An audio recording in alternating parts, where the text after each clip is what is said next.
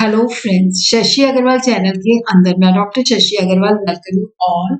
आज का जो हमारा सब्जेक्ट है वो है बिजनेस मैथमेटिक्स और जिसके अंदर हमारा टॉपिक चल रहा था कंपाउंड इंटरेस्ट। तो आज हम अंडरस्टैंड करेंगे कि लॉग और एंटी लॉग लेके किस तरह से हम कंपाउंड इंटरेस्ट के सम जो है सॉल्व कर सकते हैं। अगर आपको मेरा ये एफर्ट सही लगता है तो इसको लाइक कीजिए, शेयर कीजिए और मेरे चैनल शशि अग्रवाल को सब्सक्राइब कीजिए। तो ये मेरी ऐप है, एडुसम ऐप है, जिसको आप गूगल प्ले स्टोर से डाउनलोड कर सकते हो। तो यहाँ पे हम क्वेश्चन देखते हैं कि what sum will amount to ₹5,525 at the rate of 10% per annum compounded annually for 30 years. देखो, जो स्टेटमेंट है उसको आपने बहुत ध्यान से रीड करना है, फिर देखना है क्या क्या चीजें हमें दी हैं और क्या क्या चीजें हमने निकाली हैं। तो यहाँ पे हमें बताया कि 13 ईयर्स के बाद हमें जो अमाउंट मिलेगा दैट इज ₹5,525। प्रिंसिपल अमाउंट हमें नहीं दिया गया, रेट हमें दिया गया है 10% पर एनम, जिसकी कंपाउंडिंग जो है एनुअली है और एन जो है दैट इज 13 ईयर्स। यहाँ पे पी हमने निकालना है, फिर हम फार्मूला लिखते हैं। फार्मूला मैंने यहाँ पे लिख दिया है, amount is equal to principal bracket के अंदर 1 plus r divided by 100 raise to the power n.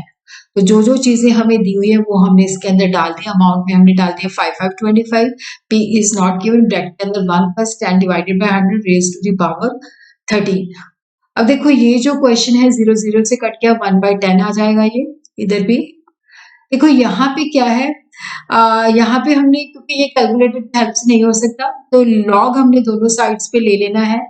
तो लॉग 5525। अब देखो यहाँ पे ये जो है ये m इंटू एन की फॉर्मेट में आ जाता है। तो log m इंटू एन की फॉर्म है, जिसको हम लिखते हैं log m plus log n। तो अब हम इसको इस तरह से जो है लिखेंगे, log p plus log into 1 plus 10 divided by 100। ये 0 0 इससे कट जाएगा, एलसीएम 10 आ जाएगा, तो ये हो जाएगा 11/10 रेज टू द पावर 30।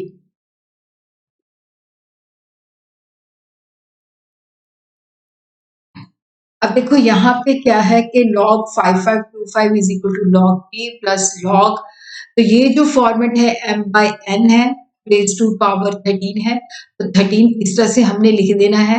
तो ये m बाई n है, तो इसको हम इस तरह से लिख सकते हैं जब इस तरह की फॉर्मेट में होता है log m माइनस n।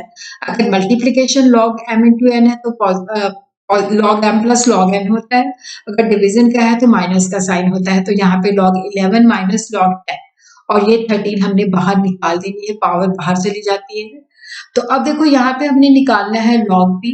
तो log p जो है log p जो है इधर ही रहेगा और ये वाली जो वैल्यू उधर जाएगी तो उधर ये माइनस हो जाएगी। तो इसको हम इस तरह से लिख सकते हैं log 5525 माइनस 13 ब्रैकेट के अंदर log 11 माइनस log 10। अब हमने log निकालना है। तो देखो, log के अंदर इंपॉर्टेंट होता है कैरेक्टरिस्टिक एंड मेंटेसा। जो डेसिमल से पहले होता है वो कैरेक्टरिस्टिक होता है, जो डेसिमल के बाद होता है वो मेंटेसा होता है। तो मेंटेसा देखने के लिए हमें लॉग टेबल मांगना पड़ेगा। देखो, पहले हम देखते हैं कैरेक्टरिस्टिक कैसे निकालते हैं। तो यहाँ पे कितने डिजिट हैं? 5 5 2 5 4 डिजिट है। तो 4 डिजिट के अंदर से हमने एक माइनस कर देना है, तो हमारे पास 3 कैरेक्टरिस्टिक्स आ जाते हैं। 3 पॉइंट। अब जो पीछे वाला हिस्सा है वो हमने लॉग टेबल से देखना है। तो यहाँ पे हमारे पास वैल्यू है 5525। तो ये मैंने लॉग यहाँ पे दिया है ताकि आपको समझ में आ जाए। तो यहाँ पे देखो क्या है कि 55 जो है उसके नीचे 2 के नीचे आपने देखना है, तो ये 7419 है। फिर इसके बाद आपने 5 के नीचे जो है देखना है, तो ये 4 आ जाता है, वो इसमें ऐड कर दीजिए, तो ये 7423 आ जाता है। तो यहाँ पे देखो ये डेसिमल पार्ट जो है 3 कैरेक्टरिस्टिक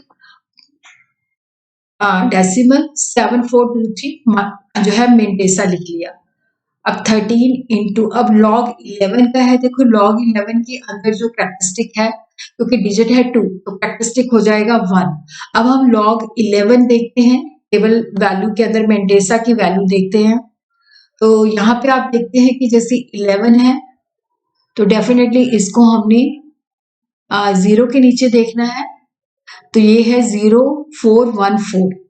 तो यहाँ पे आपने जो है इसकी वैल्यू डाल देनी है। इसका करेक्टरिस्टिक है 1, डेसिमल के बाद 0414। फिर उसके बाद हम log 2 का log 10 का देखते हैं। इसका करेक्टरिस्टिक जो डिजिट है 2 और करेक्टरिस्टिक है 1, और इसका 10 का जो है 0 के नीचे देखते हैं तो ये 0 ही है, तो 1 के पीछे हमने कुछ नहीं लिखना। तो अब है 3.7423 माइनस 13, तो इसमें से देखो ये 1 माइनस हो जाएगा तो पीछे रह जाएगा 0.0414। तो यहाँ पे हम इसको इस तरह से लिखेंगे 3.743 माइनस 13 ब्रैकेट के अंदर 0.0414, इन दोनों को अब मल्टीप्लाई कर लेना है हमने।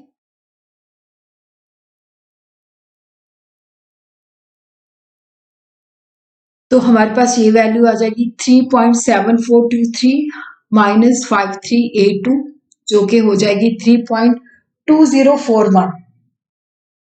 अब हमने लॉग को खत्म करना है तो उसका एंटी लॉग लेना है। तो यहाँ पे आ जाएगा P is equal to anti log bracket के अंदर 3.2041। देखो यहाँ पे ये जो वैल्यू है ये सिर्फ हमने बाद में, मैं आपको बताती हूँ इसका क्या करना है। जब हमने एंटी लॉग देखना है तो डेसिमल वाला जो पार्ट है उसको एंटी लॉग की टेबल में देखना है, 20 को 4 के नीचे, फिर 1 के अंदर जो होगा वो इसमें ऐड कर देना है। तो यहाँ पे हम देखते हैं कि जो 20 है उसको हमने 4 के नीचे देखा और फिर 1 के नीचे 0 है इधर, तो ये है 1600। तो 1600 के अंदर 0 ऐड किया तो 1600 ही है। अब हमारे पास एंटी लॉग जो है 1600 है। अब देखो यहाँ पे इस 3 को, क्योंकि ये करेक्टरिस्टिक है, इसमें अब 1 ऐड कर देना है डिजिट, तो अब ये 4 आ जाती है। तो यहाँ पे हमने 1600 लिखा, तो ये 4 वैल्यूज हैं। तो उसके बाद हमने डेसिमल लगाना है, तो बाद में कुछ है ही नहीं है। तो यहाँ पे हमारा आंसर जो प्रिंसिपल आ जाता है वो आ जाता है 1600। तो इस तरह से हमने लॉग की और एंटी लॉग की सहायता से कंपाउंड इंटरेस्ट के क्वेश्चन